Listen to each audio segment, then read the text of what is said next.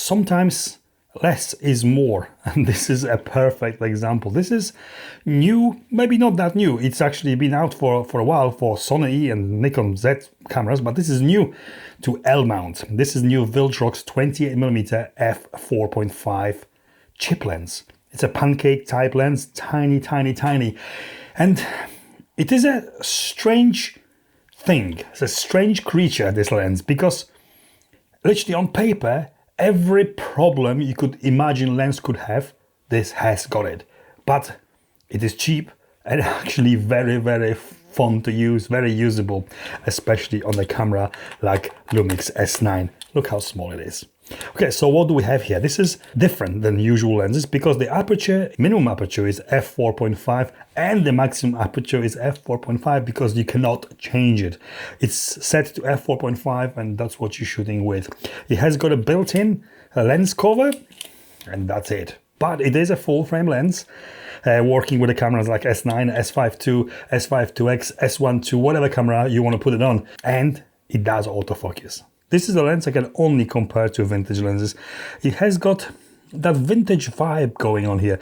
Basically, it's very imperfect and the image has got a lot of imperfections, but that gives it character. This is what usually gives lenses character, the imperfections. Here, you got everything.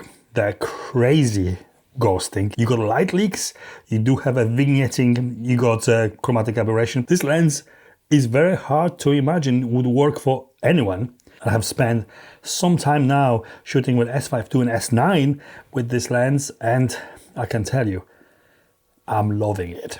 It's different. 28mm gives you that kind of weird focal range because it is not wide, it's not close. You kind of have to get used to it, but it's great for architecture, landscape, street photography, that kind of stuff. Not really good for close-up photography, although I think minimum focusing distance is like 37 centimeters. It by any means is not close.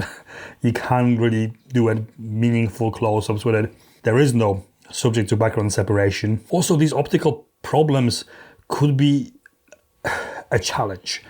I'll say challenge because if you use it right and the lighting conditions are right or perfect, it does actually perform very well. It is very sharp, edge to edge, and everything is fine. But as soon as you got any light, even like sky in a scene, there is huge drop in contrast in the center of the frame. There is vignetting. And I say challenge as well because some of you, I know a lot of people like to shoot JPEG in a camera and don't edit the photos. I don't think this lens is good for that. I had to spend a little bit more time getting the pictures to my liking in edit than having them right straight on the camera, just because the flaring, ghosting and vignetting all kind of destroy the pictures before they can be fixed and made to be presentable. Saying all that, it does actually deliver interesting looking images, which I do like. It's like shooting with a disposable film camera. You don't know what you're gonna get and the images are not perfect. This lens is not about sharpness or perfection. It's about having fun with it. And that's exactly what it does. It's not ideal lens for filming with. On the paper, it does work. And if the lighting conditions are right, there is not too much light, it will do okay job. It does autofocus, not brilliantly, but it does. But if you take it outside on a very bright day, you cannot close the aperture to darken the picture and you cannot put the ND filter. There is no threat to do so. If you wanted this lens as one lens for everything when traveling, for example, that could be limiting. Photography is not such a big problem because you can adjust the brightness with ISO as well as the shutter speed. Build. This lens is small, that's not a secret. It's actually thickness of a lens cap, which is quite incredible. It's actually quite surprising how they made a focusing motor to fit into this and actually work. There's no weather sealing of any kind.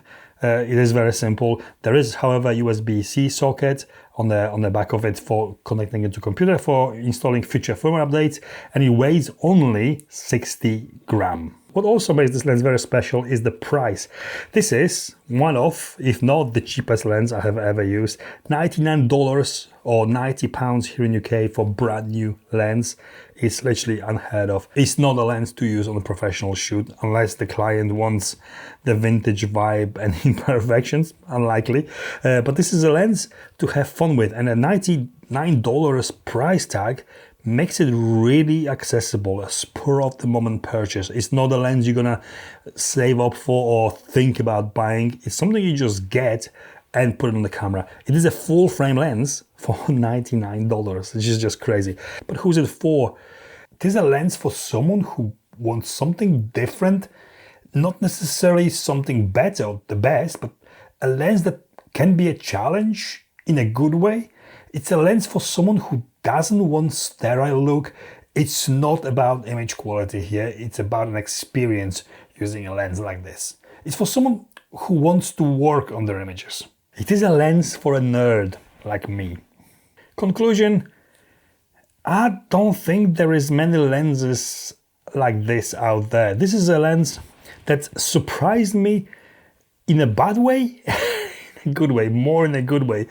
It surprised me because I know it's cheap and I was expecting a little bit more from Viltrox than this, but this is the beauty of this lens. The fact that it has got these optical problems, the fact that it is harder to shoot with, it's a part of the package. And the price, it is actually disposable lens price. This is not something you're gonna cry over if you drop it. This is not something you're gonna care about. You're just gonna throw it in your bag, in your pocket, and take it with you to shoot more photography with and to be creative with. And for that, I really recommend it. $99. And this is it from me. I hope this video was in some way helpful or informative. If it was, give me the thumb up. Consider subscribing if you're not doing already so. And I'll see you in the next one. Bye.